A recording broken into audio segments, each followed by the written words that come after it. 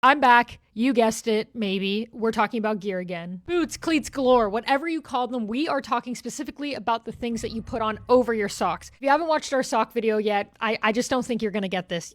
Go back and watch that first. Football boots have dated back to the 16th century when King Henry VIII's personal shoemaker, Cornelius Johnson, made him a pair of leather boots in 1525, which I've dubbed the Cornelius ones. The more modern looking cleat, and I use that term very loosely, started popping up in the 1800s, and by that I mean they were made of leather and had metal studs. We choose to go make more modern cleats in this decade and do other things, not because they are easy, but because they are hard. JFK didn't actually say that, allegedly, but the 1960s did introduce new innovations in cleats, with the much more flexible kangaroo leather becoming more popular amongst manufacturers, and the classic low-cut design we all know and love becoming the standard silhouette for the modern cleat. With pitch developments in both England and abroad, the 80s and 90s saw synthetic material become more popular in combination with kangaroo leather, making cleats more durable and lighter, as players saw move away from playing on what were essentially grassy wetlands to more refined surfaces. This was also a time where you began to see variations in design and could begin to identify cleats based on their respective manufacturers. Improvements in pitch maintenance also meant that players no longer needed to attach literal weapons of violence to the bottom of their cleats to stay on their feet,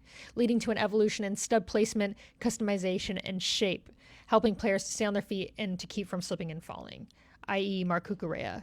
#Slipgate. Didn't want to mention it. Unfortunately, I just did. Although if you analyze the stud pattern and shape of the boots he slipped in versus the ones he wore afterwards, which I have, by the way, you will see next to no difference in shape and pattern.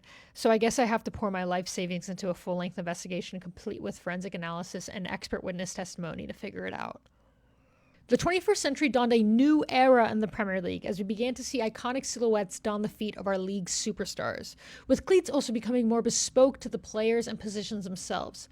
Thinner cleats made out of synthetic materials for wingers and strikers, with leather, thicker cleats being reserved more so for defenders, goalies, and holding mids. Many top manufacturers have begun to actually phase out the use of kangaroo leather in the entirety of their products, opting for synthetic materials or cow leather altogether, which may be why you've noticed players wincing extra hard when they get stepped on, or cleats ripping off entirely just from regular play. The 2010s also saw the popularity of the laceless cleat, which I don't really rock with these Johns very much. They look like alien feet to me, but whatever's comfy for you. Certain boots have become synonymous with the players that really made them popular. I mean, who do you think of when you hear Predator, Copa, Mercurial, Vapor? I know you have someone in mind. Now, not to get too sentimental, but do you guys remember the first cleats you ever wore?